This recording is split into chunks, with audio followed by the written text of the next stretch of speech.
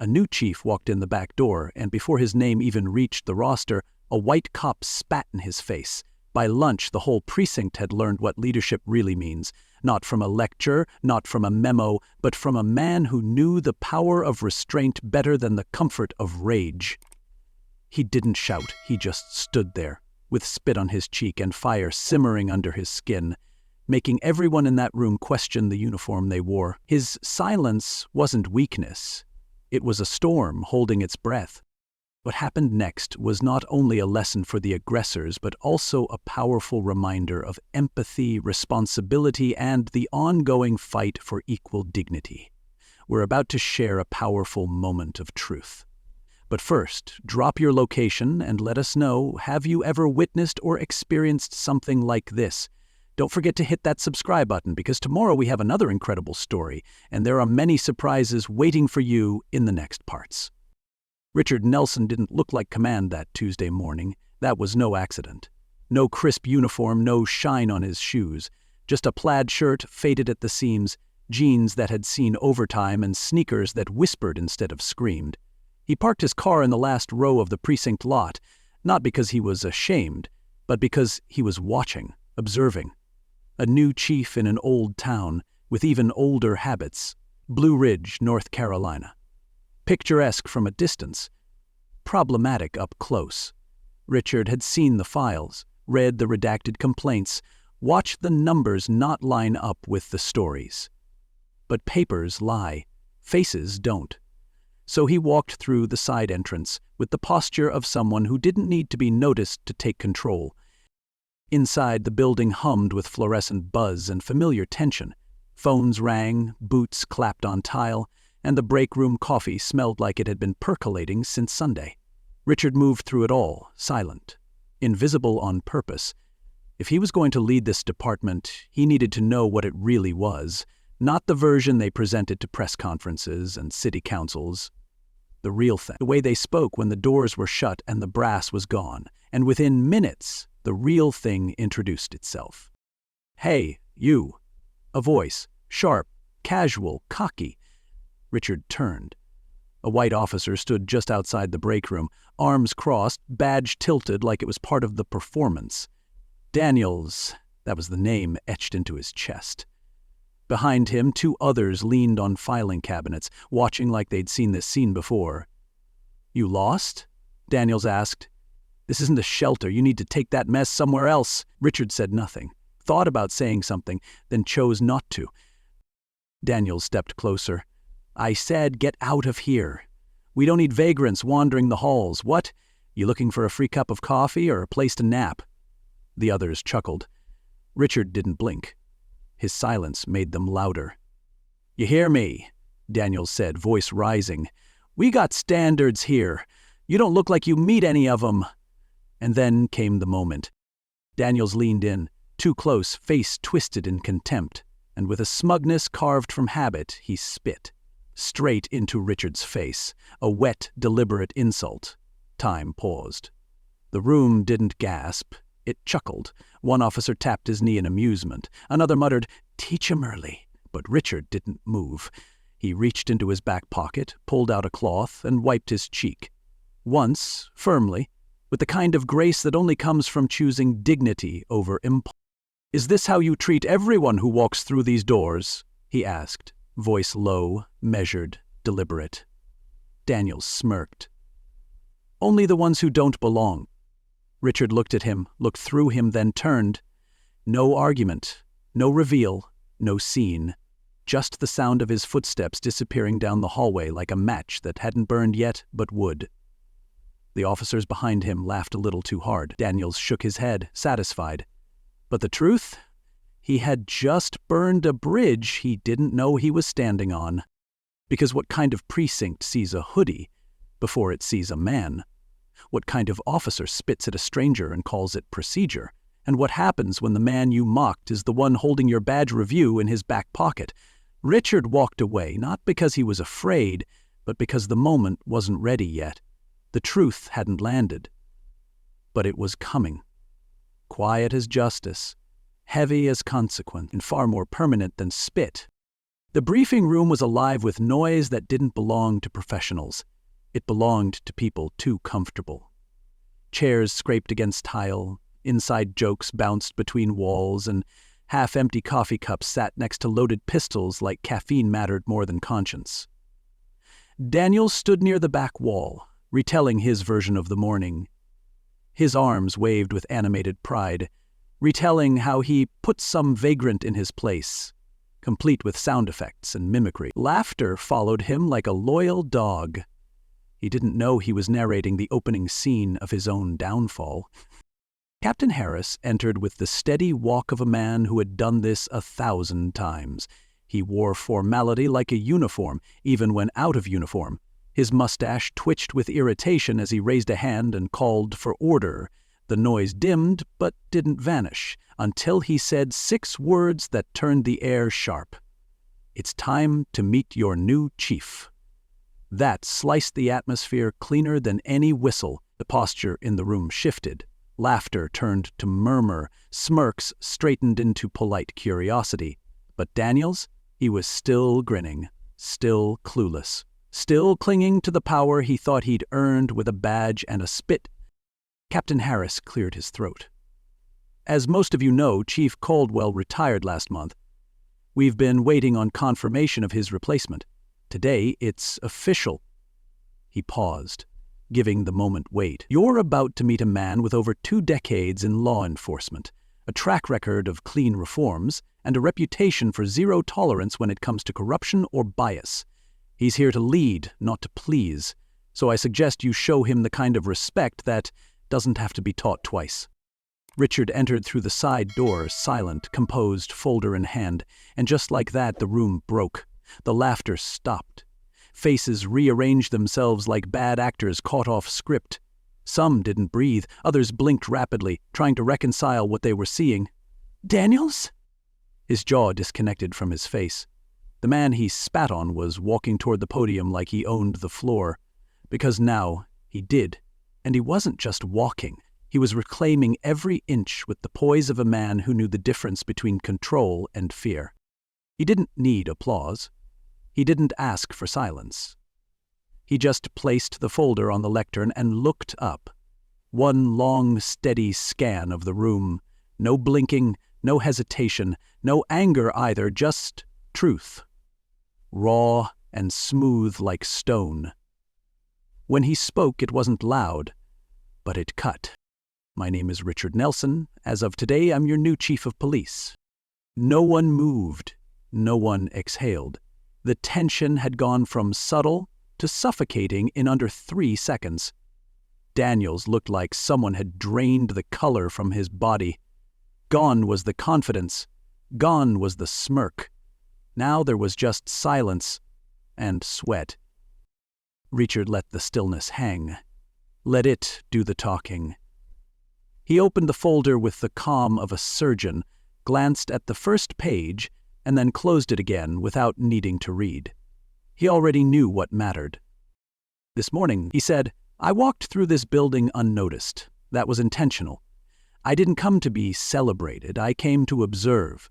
What I saw wasn't a greeting. It was a performance, a dangerous one. A culture of laughter built on fear. A man spit in my face because he assumed I was beneath him, and others laughed not because it was funny, but because they didn't know who I was. Let me be clear, that was the only thing they got right. They didn't know who I was. But now you all do." Some officers looked at their boots. Others stared straight ahead like they were trying to disappear. Daniels tried to blend into the drywall. He failed. Richard's voice didn't rise. It didn't need to.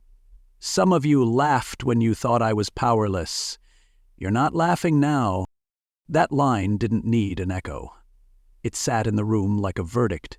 No rebuttal, no excuse, just fact. Irony so thick it could choke. He let it breathe. Let them feel it press on their uniforms. Then he delivered the final turn. "This isn't just a change in leadership, it's a reckoning. Not a threat, a promise, the kind that doesn't shout. It simply shows up." Richard remained still behind the lectern, letting the tension breathe around him like smoke in a sealed room. His gaze didn't flinch, didn't soften, didn't ask for anything. It simply expected better. Then he spoke again, voice steady. Not loud, not theatrical, but the kind of tone that makes men sit straighter in their chairs and question who they've become. The badge you wear isn't a shield to hide behind, it's a mirror. And whatever you bring to this job, your discipline, your bias, your pride, your empathy, that's what it reflects back to the people you serve. The badge doesn't grant you respect, it demands that you earn it daily. He stepped slightly to the side, letting the lectern go, walking slowly across the front of the room. Law enforcement is not superiority. It is not privilege. It is not a free pass to intimidate, to mock, or to punish. It's service. It's sacrifice. It's supposed to be sacred. But sacred things only stay that way when the people protecting them act with honor. His words weren't poetic. They were surgical, measured, deliberate. If you think your title is what commands the room, then I promise you this. You're leading with your rank, not your character. And if respect is earned by rank, then character means nothing. But here, he paused, letting his words anchor into the floor beneath their boots, character leads. Then his eyes locked on one man. The room didn't have to guess. Officer Daniels, he said, with the precision of a judge. When you spat in my face this morning, you didn't just insult a man. You violated your oath. You disrespected your uniform. You made a spectacle out of your ignorance. And worse, you did it with pride. He took a slow step toward him. Daniels didn't move. I wasn't angry when you did it. I was disappointed. Not because you failed to recognize me, but because you failed to recognize what the uniform you wear is supposed to stand for. You don't have to know a man's title to know his humanity. Daniels opened his mouth. Barely. No words came. Richard didn't need them. Effective immediately, Officer Daniels is suspended from duty, pending a full internal review of this morning's incident and any previous complaints tied to his conduct. He turned back to the room, raising his voice just slightly. Not for volume, but clarity. This is not up for debate. This is not politics. This is policy. And if your first instinct is to defend what he did, then I invite you to step back and ask yourself what kind of culture you've been enabling. The ripple was real, not dramatic but deeply unsettling. Officers shifted in their seats, not because they disagreed, but because someone had finally said it out loud. Richard didn't let them off the hook. The culture that has festered here, the one where you laugh at strangers, joke about power, test how far you can push a line before someone calls you on it, that ends today. The door to this department is no longer open to arrogance. It's open to accountability. And if that makes some of you uncomfortable, then let's be honest, it was never about comfort. It was about silence. And silence built this problem. He stepped back to the lectern. No raised voice, no gavel, just truth in its plainest form. You don't have to like me. I didn't come here to be liked. I came here to serve. And to make sure the people outside these walls can believe that when they call for help, they're not calling wolves in uniform. The room was still. No laughter now, no side comments. Just officers sitting with their discomfort like it was the first honest thing they'd been handed in years. Daniels stood slowly, his face pale and stiff, like someone whose world had shifted without warning. He walked out with no words, no applause, no defense. Just the quiet realization that the man he thought was a nobody was now the one rewriting the rules. And the rest of the room? They didn't say a word, not because they didn't have anything to say, but because for the first time in a long time they realized they were being watched, not with suspicion, but with expectation. And that? That was new. Richard sat at his desk, the door to his office finally closed behind him. The silence was different now, not thick with tension like the briefing room had been, but sharp and purposeful. He leaned back in his chair, staring for a long second at the phone in front of him before picking it up and dialing with steady fingers. "Captain Harris," he said when the line clicked. I want everything you've got on Officer Daniels. Full personnel file, incident reports, complaints, disciplinary reviews. I want the truth, not the sanitized version." Harris's voice came slow, like someone who knew a storm had been let loose. "Understood, Chief. You'll have it in an hour." Richard hung up without another word, the weight in his chest heavier than when he walked in that morning. An hour later, the folder was on his desk. It wasn't thin. Richard flipped it open and began to read, line by line, page by page. The deeper he went, the colder his hands felt. 7 internal complaints, 3 civilian reports, 2 cases flagged by supervising officers that were never followed up, excessive force, verbal misconduct, racial slurs recorded on body cam footage but dismissed as jokes out of context, and all of it signed off, cleared, buried under phrases like "resolved internally" or "training recommended." One line caught him. "No further action taken. Officer Daniels has expressed remorse." Richard exhaled through his nose, steadying himself. This wasn't a one-time incident. This was a pattern. A culture of concealment. A broken pipeline that allowed bias to put on a badge, day after day unchecked. The next morning, Richard stood at the center of the operations room. No podium, no theatrics. Just truth.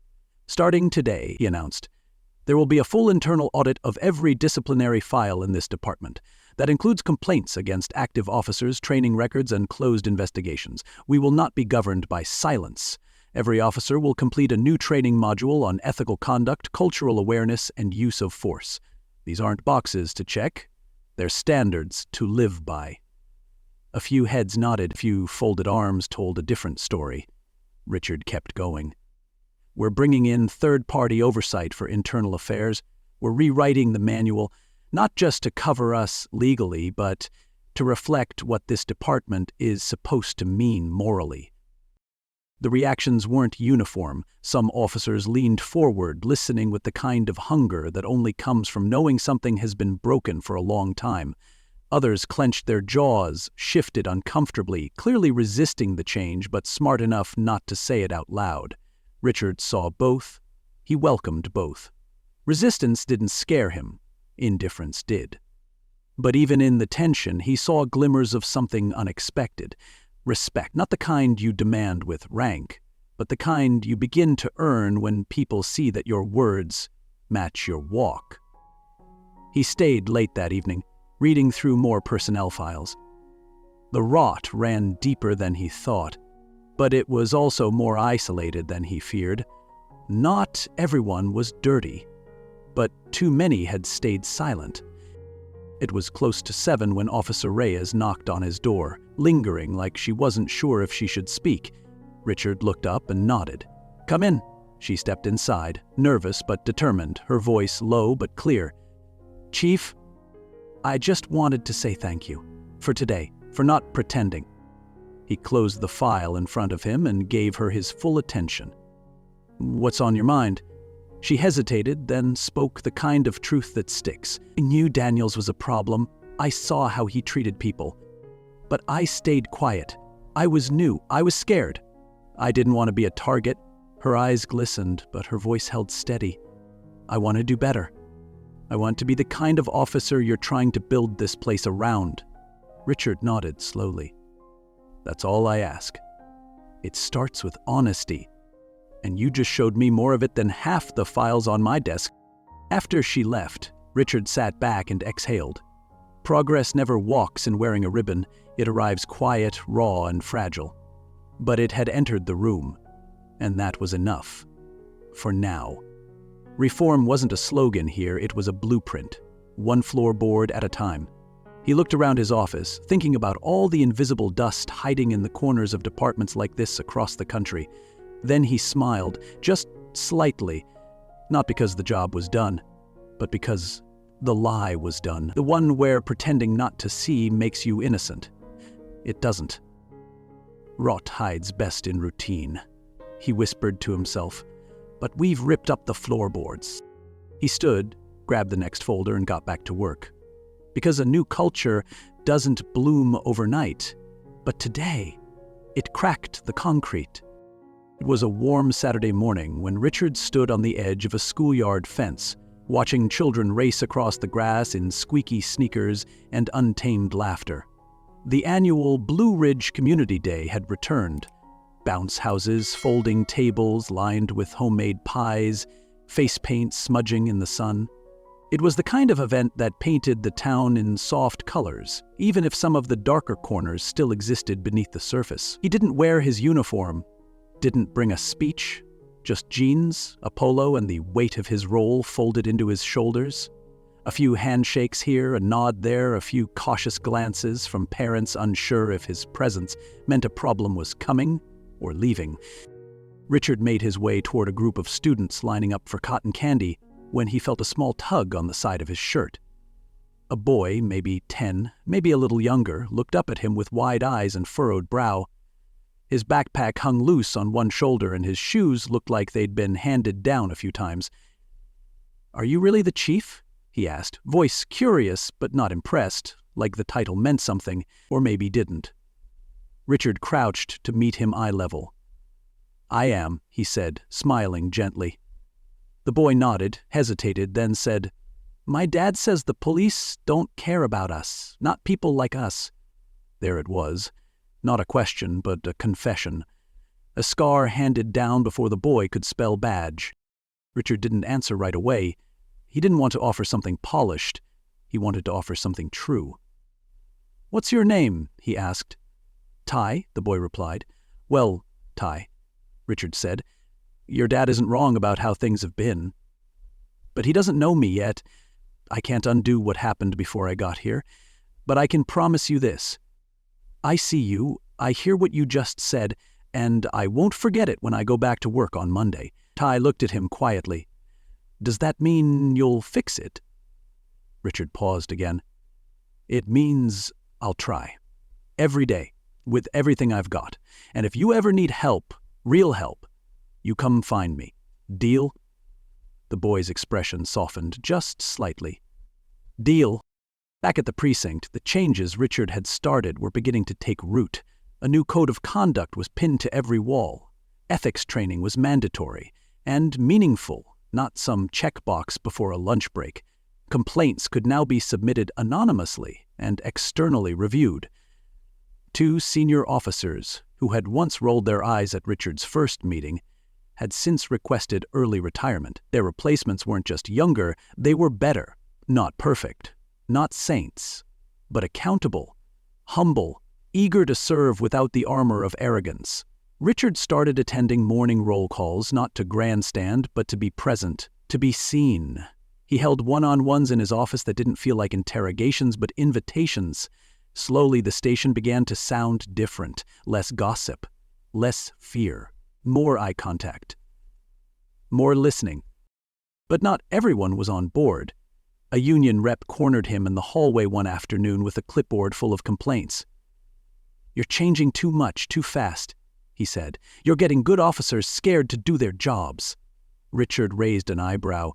If they're scared of accountability, they're not good officers. The rep didn't smile. He didn't argue either, just walked off, already dialing someone to file a new report. Meanwhile, Richard's inbox began to fill with unsigned letters, some angry, some mocking. One just said, "You'll burn out before they change." He read every one. He saved none. "They can file complaints," he said to Harris with a shrug. "I'll file progress." He thought about Ty often, not because the boy had challenged him, but because he had clarified something Richard had already felt in his bones. That change in policy meant nothing if it didn't change perception. That kid didn't just ask a question, he handed Richard a flashlight in a dark room. And if they could win back even one child's hope, they were already rewriting history. The hallway sounded different now. Not louder, just cleaner. The laughter that once carried a sharpened edge had softened. No more barked jokes at the expense of rookies or whispered jabs meant to humiliate. What echoed now were real moments. Light teasing between partners, stories shared over coffee, the kind of camaraderie that didn't rely on someone else being beneath you. It was subtle, but Richard could feel it. Tone shifts before behavior does, and behavior shifts before culture catches up.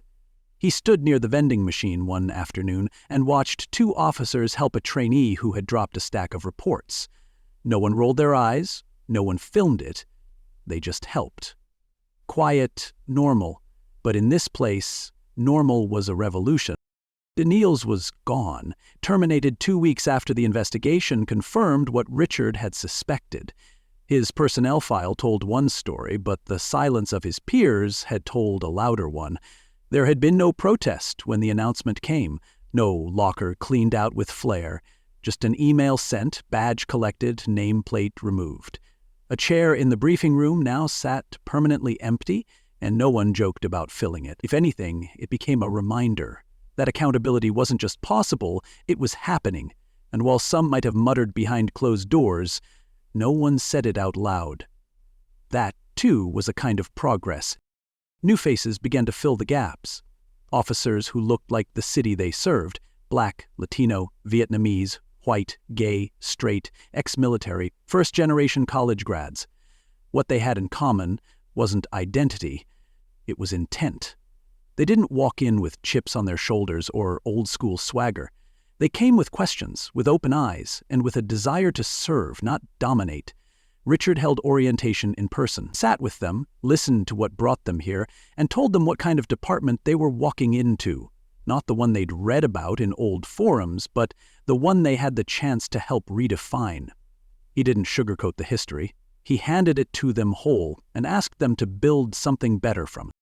Late one evening, long after most had gone home, Richard sat at his desk, reading a thank you card left anonymously. The handwriting was neat but cautious. I used to dread walking in here. Now I feel like I'm part of something that matters. He didn't recognize the signature, just the shift it represented. He leaned back in his chair, exhaling slowly. He hadn't come to Blue Ridge to be liked. He hadn't come for awards or ceremony. He came to tear out the rot, even if it meant being the most hated man in the building for a while. What he didn't expect was how many people were waiting for someone to give them permission to care again. When you strip away fear and ego, what's left is a quiet kind of pride. The good kind. The kind that doesn't puff its chest but shows up early and stays late. The kind that helps, not hinders. That night, he didn't go home feeling He went home feeling faithful. Faithful to the version of the job that still deserved respect. A week later, Officer Langley, one of Daniel's old circle, caught Richard outside the precinct. The man had once scoffed when Richard walked into a room. Now he looked uneasy but deliberate. "Chief," he said, clearing his throat, "I owe you something." Richard turned, waiting. "I was wrong about you," Langley admitted. "Thought you were here to make noise, tear things up, make it about politics, but I've seen what you're building. And it's better, it's just better." Richard nodded. "No lecture, no victory lap, just acknowledgement." "Takes something to say that," he replied. Langley shrugged. "Took me long enough." And with that, they both walked inside. Change doesn't come in sirens. It comes in silence, in habits, in how you show up, especially when no one's watching. It's in the second chance you give the rookie who stumbles. It's in the story you choose not to laugh at. It's in the hand you extend without waiting for applause. You want to know if this place is different now? Walk the halls. Listen to the laughter. It used to echo with mockery. Now the walls hold something warmer, something earned, something real. And for the first time in years, Richard believed it. Not because the work was done, but because it was finally, truly underway. Leave a comment below to let us know where you are watching from, and if you like fascinating stories like this, don't forget to hit that subscribe button because tomorrow we have another incredible story, and there are many surprises waiting for you in the next parts.